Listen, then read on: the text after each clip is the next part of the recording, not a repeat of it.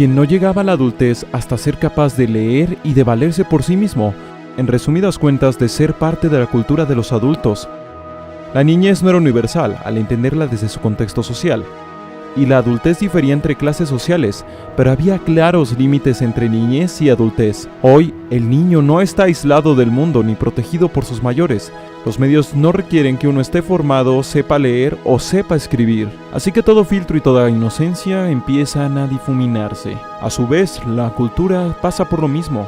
Comienza a difuminarse, pues pierde sus barreras y sus requerimientos para ser entendida. Se pierden los límites, de manera que las expresiones culturales empiezan a subvertirse, a convertirse en prácticamente cualquier cosa, y van perdiendo lentamente su valor, ya no solo como expresiones de un pueblo, sino además como expresiones de la identidad de los individuos, cuya cultura se ve lentamente degradada por lo masivo y lo ambiguo.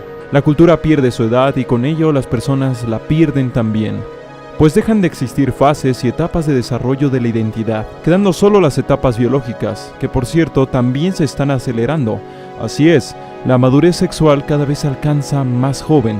De esta forma, los niños como seres en desarrollo e incapaces de formar criterios complejos se exponen a la cultura de consumo, a la vez que a todo tipo de contenidos violentos y sexualizados. Y con el advenimiento de Internet, prácticamente todo intento de censurar o regular el contenido se vuelve un rotundo fracaso. De esta forma, lo vulgar, lo grosero, lo sobresexualizado, lo violento y lo absurdo se normalizan en la mentalidad popular. El resultado, niños que desarrollan enfermedades y trastornos psicológicos que en su momento eran exclusivos de los mayores. Niños que al crecer serán incapaces de ser autoridad o ser algún tipo de guía para sus hijos, debido al proceso lógico del final de la infancia, el final de la adultez.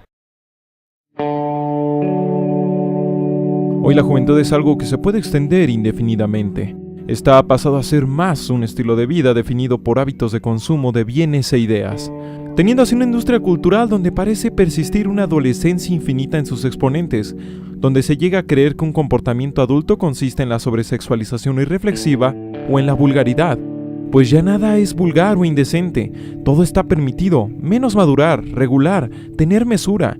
Eso se considera como no ser libre. ¿Por qué?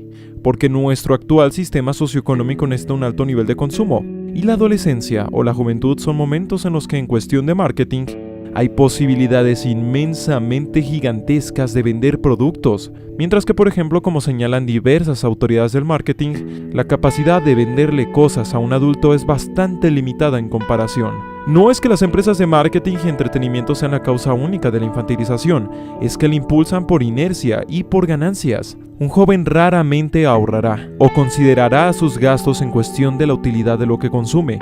Un joven gastará en diversidad de servicios y bienes cuyo valor es dudoso o simplemente lúdico, y a veces vacío, objetos cuyo valor total decae en días. La cultura a su vez ya no es algo que se cultiva y a lo que se aspira, es un producto más que se produce y se consume en masa.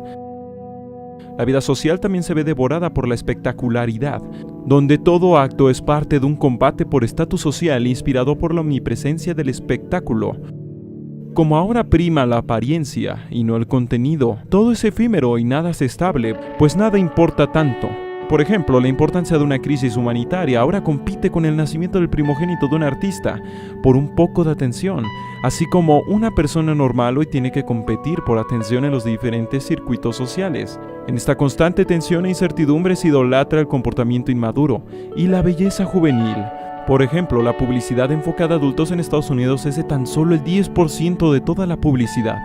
Lo joven, lo hedonista, lo fantasioso e irresponsable domina el discurso de la más media, donde políticos y científicos por igual, cualquier figura importante ha de ser metida en el espectáculo y tratada como un rockstar juvenil, porque de no ser así es como si simplemente no existiera. Todo aquello que no es joven, no es cool, no es fresco, simplemente es dejado en el olvido.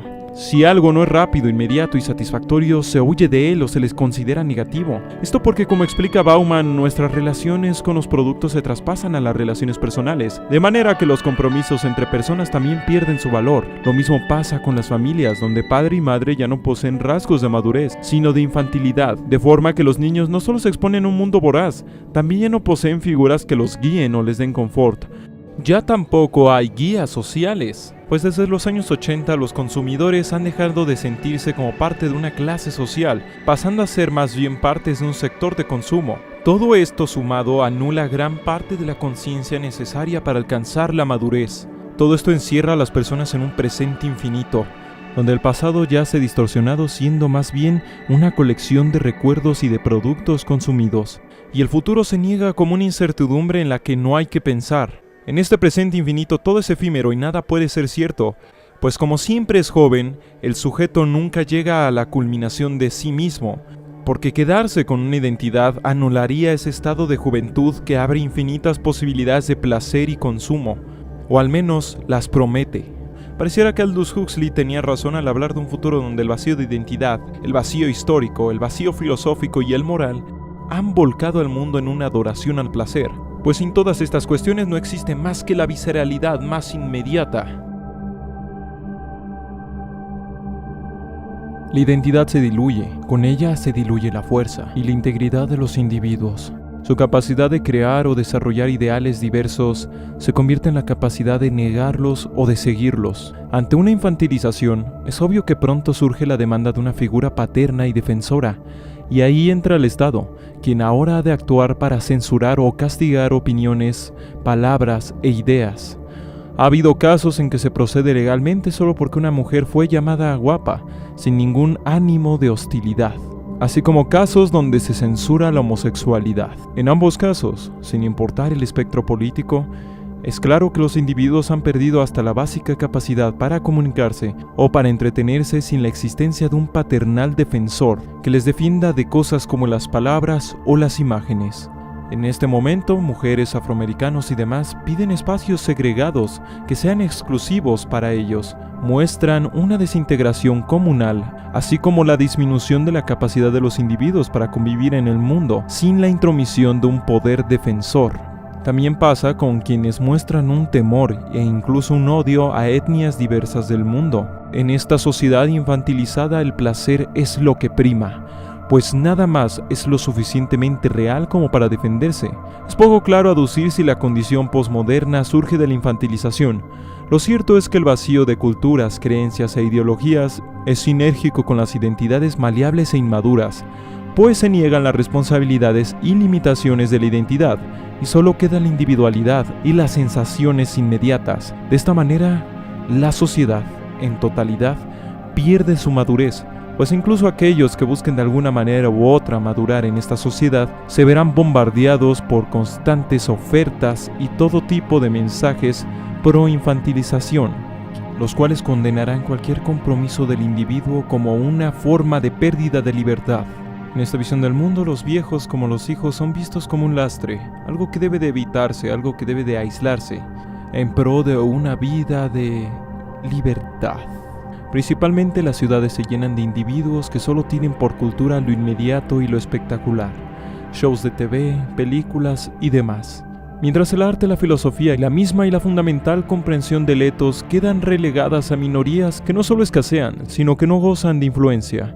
Y hablar de una madurez o de una defensa de los niños es muy difícil, sobre todo cuando la niñez está esfumándose frente a nosotros. La niñez, que es un momento tan importante en la formación humana, va perdiendo valor, pues el mundo comienza a ver a los niños como cargas, o incluso como algo que baja el nivel de vida de las personas que llegan a tenerlos, habiendo grupos que consideran como seres inferiores y o primitivos a quienes llegan a tener hijos. Hay quienes tratan de llevar a la adultez a los niños de forma prematura, ya sea a través de drogas para mantenerlos calmados y silenciosos o a través de programas intensivos llenos de agendas, clases, entrenamientos y talleres, sin dejarles espacio para jugar. También los hay quienes, sin darse cuenta, tienen que abandonar a sus hijos para poder mantener un nivel socioeconómico, causando que en muchos casos un niño no se sienta merecedor de la atención de sus padres. ¿Cómo decirle a la gente que lo explícito, lo violento y lo grosero no es lo que define a lo adulto?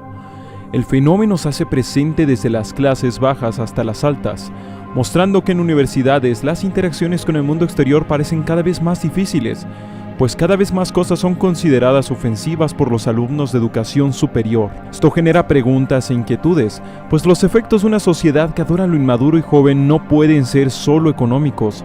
Si ya en el pasado la ética protestante dio forma a más de un siglo, un etos narcisista que ignora el pasado y huye del futuro, traerá cambios gigantescos, pero también la degradación de la libre determinación y la dignidad humana, pues una sociedad inmadura no es capaz de afrontar retos como el autoritarismo, los refugiados, la escalada armamentista y la pobreza. La libertad es inútil cuando solo sirve a la autosatisfacción y es incapaz de enfrentarse al mundo. ¿Cuál es la solución a todo esto? No es tan sencillo como madurar. Recordemos que la sociedad posee gran poder sobre los individuos, de manera que la lucha de uno puede verse aplastada por la negativa de una mayoría.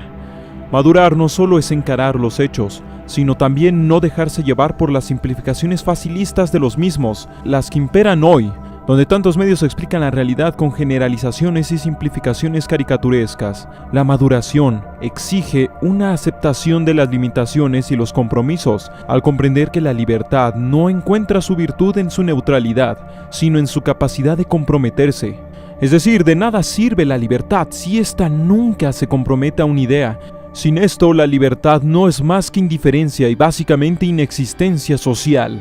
Por más libertad que se asuma, estás inexistente como realidad performativa cuando la mayoría de la sociedad habrá de tocar una irracionalidad que escapa de los problemas y exige protección de todo lo que vaya en contra de su libertad personal. Ahí la paradoja fundamental: individuos que quieren que su libertad se garantice a costa de que otros pierdan su libertad. Es imposible conciliar las diferencias de todos, ahora que ya no hay grupos ni clases sociales definidas. Independientemente de nuestra postura a este tipo de situaciones, la única forma de garantizar la libertad individualizada a todos es a través de la eliminación de las diferencias o la eliminación de la importancia de las identidades, o a través de la eliminación de la capacidad de afrontar la realidad de forma que la gente está dispuesta a sacrificar hasta su ética en nombre de la satisfacción. Como tal, la solución más viable y más cercana al individuo común es proteger la infancia de los niños que aún no le rodean. De ser aquello imposible, el hecho de intentar encarar la realidad y responsabilizarse de ella es ya un avance descomunal. Ahora hay que comprender que esto es algo que está ocurriendo, se está expandiendo, están surgiendo todo tipo de consecuencias inesperadas.